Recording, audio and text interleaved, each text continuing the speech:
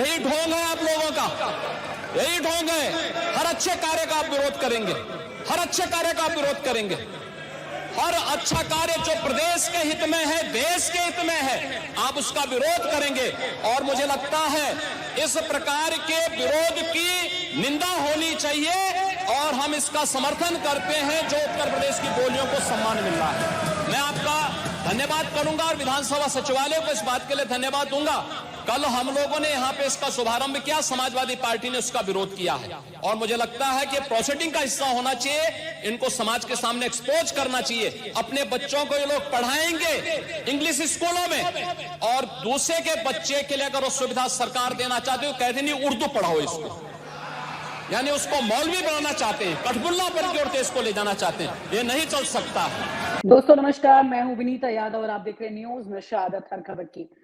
आपने देखा और सुना योगी आदित्यनाथ के भाषण को और उसके बाद मैं आपको बता दूं कि हाल ही में एक बार फिर से उत्तर प्रदेश के विधानसभा में बजट के दौरान मुख्यमंत्री योगी आदित्यनाथ ने उर्दू भाषा के उपयोग पर जो टिप्पणी की, उसके बावजूद अपने भाषण में कितनी बार उन्होंने उर्दू भाषा का इस्तेमाल किया।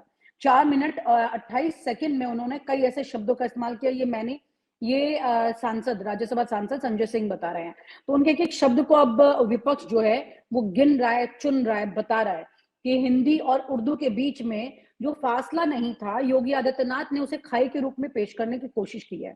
हमारे साथ चर्चा के लिए वरिष्ठ पत्रकार राजेश बादल जी जुड़ रहे हैं। सर के साथ हम ये समझेंगे कि किस तरह से उर्दू की इस भाषा के साथ साथ यहाँ पर बड़ा सवाल ये उठ रहा है कि कैसे आप इस वक्त इस देश में एक अलग तरह की तस्वीर बनाने की कोशिश कर रहे हैं। सर, उर्दू और हिंदी दोनों की दोनों कैसे मिली जुली हुई हैं, इसे तो कोई भी अलग नहीं कर सकता। अब इसमें खाई कैसे बनेगी, कैसे कामयाब होंगे योगी आदित्यनाथ सर? धन्यवाद विनीता। जो टिप्पणी में योगी आदित्यनाथ की अभी सुन रहा था, उसको देखकर और सुनकर मुझे वाकई बहुत निराशा हुई। कोई अनपढ़ आदमी ही ऐसा बोल सकता है कि उर्दू हमारी भाषा नहीं है और उर्दू पढ़ने से मौलवी कोई बन जाता है। अगर उन्होंने विधानसभा में बोलने के पहले थोड़ा सा इतिहास टटोल लिया होता, देख लिया होता, तो उन्हें पता चलता कि हिंदी समेत उर्दू जो है वो कहाँ की जमीन से पैदा हुई है। उर्दू 100% हिंदुस्तानी है और दुनिया में हिंदुस्तान से जो बंटवारा हुआ तो तब पाकिस्तान बना और बांग्लादेश बाद में बना। इनके अलावा यानी जो अविभाजित हिंदुस्तान है, भारत है, वहीं उर्दू बोली जाती है और दुनिया में कहीं कोई मुस्लिम देश उर्दू नहीं बोलता। तो पहली चीज तो ये है और 1000 साल पुराना इतिहास है। जिस तरह से हिंदी का विकास हुआ, उसी तरह से हिंदवी, जिसको पहले उर्दू का नाम हिंदवी बोलते थे, दक्कनी है, गुजरी है, रेख्ता है, ये सारी जो भाषाएं हैं, ये भाषाएं आगे चल करके वो उर्दू में शामिल हुई, हिंदी में शामिल हुई और अब जो जो जो जो स्थिति है वो ये है कि हम लोगों ने देखा है कि सारी भाषाएं, सारी बोलियां हिंदी की, उर्दू की, ये जो है ये एक तरह से उपनदियां हैं और ये उपनदियां मिलकर के हिंदी की गंगा बनाती हैं। आप ये बताइए कि हम कविताओं में लगातार बचपन से पढ़ते आए हैं, मलिक मोहम्मद जायसी, रस खान, कबीर, रैदास, सूरदास, गुरबानी, यहाँ तक के सिखों का सबसे पवित्र ग्रंथ जो है गुरबानी, और हमारा जो पवित्र ग्रंथ यानी हम अगर हिंदुओं का ही माने तो रामचरितमानस उर्दू के शब्दों से अटा पड़ा है। क्या करेंगे? तुलसीदास जी को मौलाना बोल देंगे, वो मौलवी बोल देंगे, सूरदास जी को मौलवी बोलेंगे, गुरबानी की जो रचना जिन्होंने की उनको क्या कहेंगे वो? तो मुझे लगता है कि ये बड़ा तरस खाने वाला उनका बयान है और एक अज्ञानी आदमी ही ऐसा बोल सकता है। मुझे बहुत खेद है कि वो चोला योगी का पहनते हैं, लेकिन उनके ज्ञान पर मुझे शंका होती है। आप ये बताइए, हिंदी भारत में जिस तरह से चल रही है, मैं किसी भी एक भाषा के विरोध में नहीं हूं। मैं जैसे हमारी गुजराती है, जैसे गुजराती लोग गुजराती बोलते हैं, हमारे पंजाबी बोलते हैं, तेलुगु बोलते हैं, तमिल बोलते हैं, इस तरह से संस्कृत बोलते हैं, इसी तरह से उर्दू बोलते हैं। और हमारी जो हिंदी है, अगर आप एक बार कल्पना करें कि हिंदी से जिस हिंदी की कल्पना माननीय योगी जी कर रहे हैं, अगर हम उस हिंदी से अगर हम उर्दू के लफ्ज हटा दें, अगर हम अंग्रेजी के शब्द हटा दें, अगर हम ब्रज के, अवधी के, बुंदेली के, बघेली के, छत्तीसगढ़ी के, मालवी के या मैथिल के ये शब्द हटा दें, तो फिर हिंदी बचती कहाँ है?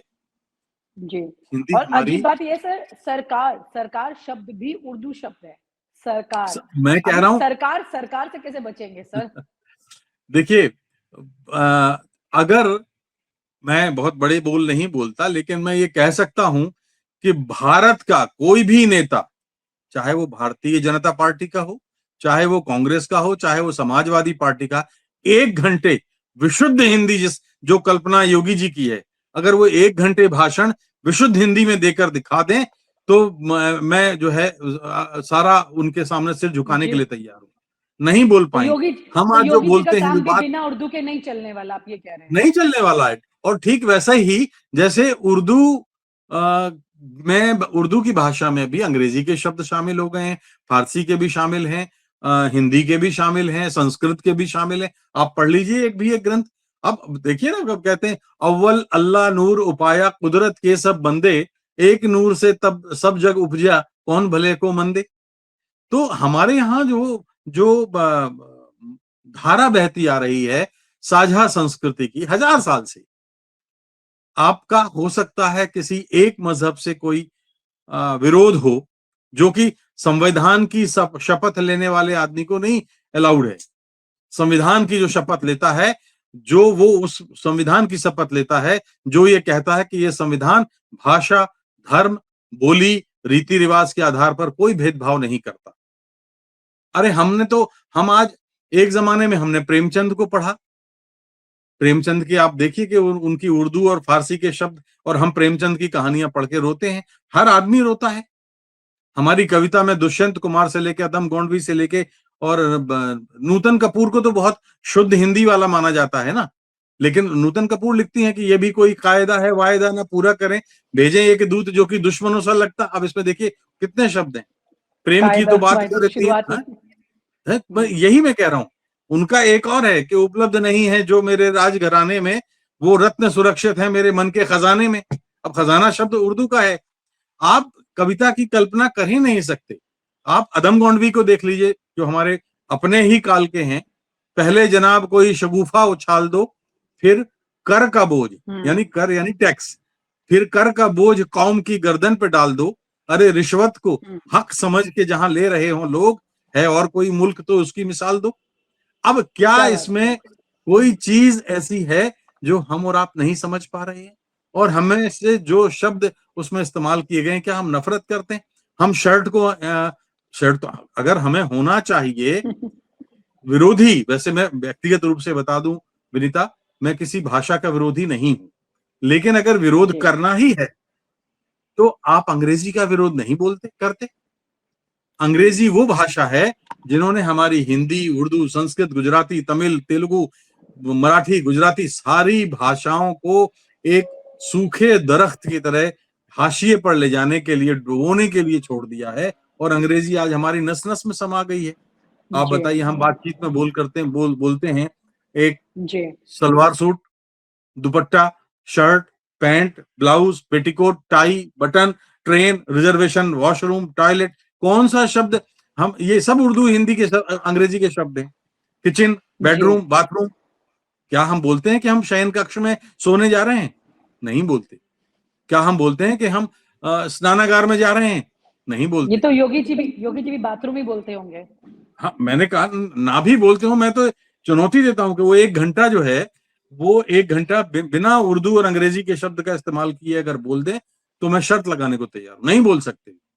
उनकी भाषा एक बार भी पहले भी चर्चा में आई थी सर, जब वो एक टीवी चैनल वाले उनका बाइट रिकॉर्ड कर रहे थे और गुस्से में वो कुछ बोल गए थे आपत्तिजनक शब्द। तो ये शब्दों की मर्यादा और इस तरह की खाई बनाना, मैं इस पे जानना चाह रही हूँ, क्या सोच है इस हिसाब की? देखिए, असल में ये वही काम कर रहे हैं योगी जी जो अंग्रेज कर रहे थे। अंग्रेजों ने भाषा को मजहब से जोड़ दिया। अंग्रेजों ने जब फूट डालने की कोशिश की, थोड़ा सा आपके पास वक्त हो तो मैं बताना चाहता हूं कि 1857 का जब गदर नाकाम हुआ, तो उसके बाद एक 1915 में एक दूसरा गदर भी नाकाम हुआ था। अफसोस की बात यह है कि हमारे हिंदुस्तानी उस दूसरे 1915 के उस गदर के बारे में नहीं जानते। तो ये जब हो गया तो अंग्रेजों को लगा कि यहाँ और 1946 में बाद में जब नौसेना का विद्रोह हुआ, सिंगापुर, अब हिंदुस्तान पर वो राज तभी कर सकते हैं जब हिंदू और मुस्लिम को बांट देंगे। इसलिए जो है जब 1857 के बाद एक कमीशन बना था, उस कमीशन ने अपनी रिपोर्ट में कहा था, उस रिपोर्ट में कहा गया था कि हमें एक ऐसा हिंदुस्तान बनाना है जो हिंदू जिसमें सिख मुसलमान पर, मुसलमान बौद्ध पर, बौद्ध आदिवासी पर गोली चला सके। और उन्होंने वो अपने इस मकसद में कामयाब हो गए। तो भाषा को धर्म से जोड़ने का काम उन्होंने किया था और अब ये धर्म से भाषा को ये जोड़ने का काम कर रहे हैं। भाषा किसी मजहब की गुलाम नहीं होती। हिंदुस्तान की धरती से 100% उर्दू निकली है। और मैं आपको और एक दिलचस्प बात बताता हूं कि पाकिस्तान बना तो हम सब ने समझ बैठे कि पाकिस्तान की भाषा उर्दू है, उन्होंने स्वीकार कर लिया। और पाकिस्तान में इसी उर्दू के जानने वाले बहुत कम बचे हैं ही नहीं। वहां पे उर्दू राष्ट्रभाषा है उनकी, लेकिन आप देखिए पंजाबी सूबे में पंजाबी बोली जाएगी, सिंधी में सिंधी बोली जाएगी, बलूचिस्तान में बलूची बोली जाएगी, पख्तूनिस्तान में पठानी बोली जाएगी। वो जो लोग पाकिस्तान चाहते थे, जो हमारे यहां से गए, उनको पाकिस्तान के लोगों ने मुहाजिर बता दिया, यानी तुम 2 दर्जे के नागरिक हो, तुम मुसलमान ही नहीं हो, और वो लोग उर्दू बोलते हैं। अब कितने दुर्भाग्य की बात है। इसलिए मैं कह रहा हूं कि ये जो भाषा को लेकर के माननीय योगी जी का सोच है, उन्हें पढ़ना पड़ेगा, बदलना पड़ेगा, अच्छे किसी ज्ञानी पंडित से क्लास लेनी पड़ेगी। शंकराचार्यों की क्लास ले लेना। वो तो खुद भी एक पीठ के बड़े ज्ञानी पुरुष हैं, माने जाते हैं। लेकिन अगर वो शंकराचार्यों से भी पढ़ लेंगे तो भी मैं कहता हूं कि वो उनको पता लग जाएगा, जानकारी लग जाएगी कि उर्दू की उपज कहां से हुई है, उर्दू की धारा कैसे बही है, और इस देश में उर्दू कितनी घुली मिली है। आज भी गांव-गांव में आदिवासी लोग उर्दू के शब्द इस्तेमाल करते हैं। मैं आपको कभी अगर लंबा समय होगा तो मैं बताऊंगा भी कि आदिवासियों पर तो मेरा रिसर्च है, शोध है काफी। तो ये है कुल मिलाकर के। और 1000-1200 साल पहले लश्करों की बोली थी। वो जो लश्कर आते थे उस समय जो हिंदवी चलती थी, रेख्ता चलती थी, गुजरी चलती थी, जो दक्कनी चलती थी, उन सबको मिला जुला करके संस्कृत होती थी, फारसी होती थी, अरबी होती थी। भाई रामचरितमानस की कितनी चौपाइयां हैं, आप देख लीजिए। बिल्कुल। गोस्वामी तुलसीदास जी ने लिखा है, सूरदास ने लिखा है, मीराबाई ने लिखा है, कबीर ने लिखा है, रैदास ने लिखा है।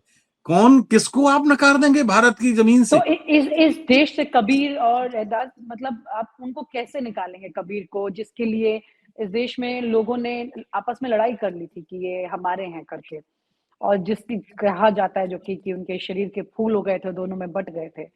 तो ऐसे कैसे निकाला जा सकता है? क्या क्या शगुफा है सर? ये भी समझने की कोशिश है कि चुनाव में किसी तरह से एक्टिव रहें, हिंदुत्व की अपनी जो भगवा पहना है उसकी साख बचाते रहे, क्योंकि कुंभ में वो काफ़ी कलंकित हुई है, जैसी तस्वीरें आई हैं सामने। योगी जी भले ही ना माने, योगी जी जैसा कह रहे हैं कि ऐसी बातें दुष्प्रचार ना कीजिए, ऐसा कुछ नहीं है। सब कुछ अच्छा है और 50 करोड़ लोग डुबकी लगा के गए हैं। लेकिन उसमें काफ़ी क्रिटिसिज़्म जो उनका हुआ है उसको वो देखना भी नहीं चाहते हैं। जैसे बिल्ली दूध पीती है, जब ऐसी परिस्थितियाँ होती हैं उस वक़्त देखती नहीं, आँख बंद करती है। तो इसी तरह से आपको क्या लगता है कि यहाँ पर ये उर्दू वाली बात विधानसभा में उन्होंने सोच समझ के बोली है कि भई वापस से बात डाइवर्ट की जाए, एक नया शगुफा छेड़ा जाए, या फिर सचमुच में वो उर्दू को बंद कर देंगे, खत्म कर देंगे उत्तर प्रदेश में? देखिए, हम जानते हैं कि इस देश में भारतीय जनता पार्टी की जो वैचारिक पृष्ठभूमि है, वो वही है जो अंग्रेजों की थी, जो फूट डालो और राज करो। उस आधार पर जो अंग्रेज काम कर रहे थे, वही ये भी कर रहे हैं। इन्हें भारत की संस्कृति से लेना देना कुछ नहीं है। इन्हें लोकतंत्र से लेना देना कुछ नहीं है। इन्हें संविधान से लेना देना कुछ नहीं है, जो सबको संरक्षण देता है।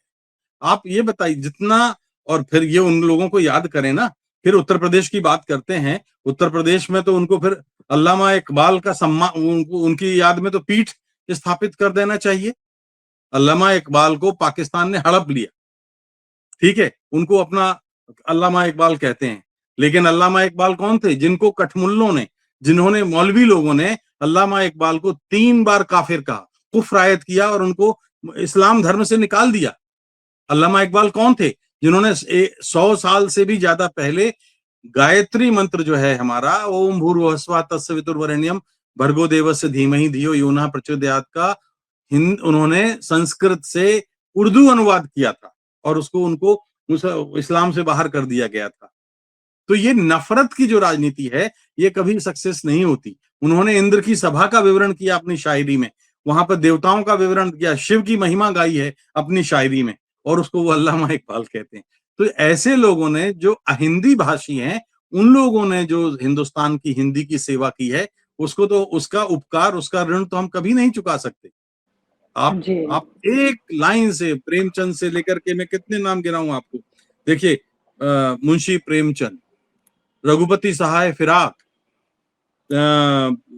गोपीचंद नारंग, डॉक्टर केवल धीर, ऐसे लोग हैं जिन्होंने, जिनकी मातृभाषा, राष्ट्रभाषा हिंदी होते हुए उन्होंने उर्दू को समृद्ध किया, और प्रेमचंद जैसे लोगों ने हमारे यहाँ उस हिंदुस्तानी जबान को पसंद किया जो महात्मा गांधी की जबान थी, क्योंकि वही एक जबान है जो जोड़ सकती है। ये तोड़ने वाली जबान बोल करके आप हिंदुस्तान को एक नहीं रख सकते। जी, बहुत बहुत शुक्रिया सर। ये बहुत इंपॉर्टेंट इंफॉर्मेशन के साथ आपने इस चर्चा को आगे बढ़ाया है, और ये बहुत सारे इंपॉर्टेंट ऐसे फैक्ट्स हैं जो कि मुझे भी यहाँ पर जानने को मिल रहे हैं, तो हमारे व्यूअर जो जुड़े हुए हैं उनको तो कितनी सारी सच्चाई यहाँ जानने को मिली होगी। सवाल यही है कि आप अपने रीढ़ की हड्डी को कैसे अलग कर देंगे अपने शरीर से। कोई उर्दू इसी तरह से हमारे शरीर के लिए कहीं एक रीढ़ की हड्डी बन चुकी है। अगर आप अपने शब्दों को टटोलने चलेंगे तो दिन में ना जाने कितने शब्द आप उर्दू के बोलते हैं, जो योगी आदित्यनाथ ने शायद अपनी भी वोकैबुलरी में चेक नहीं किया होगा। अब वो चेक करेंगे तो उनको पता चलेगा कि वो खुद उर्दू से घिरे हुए हैं। बहुत बहुत शुक्रिया sir, thank you so much for sharing your thoughts with us. Thank you sir. और आप हमसे जुड़े रहने के लिए सब्सक्राइब करें YouTube पर, फॉलो करें Twitter पर और लाइक करें Facebook पर। और ज्यादा जानकारी के लिए आपको टाइप करना होगा सिर्फ न्यूज़ नशा।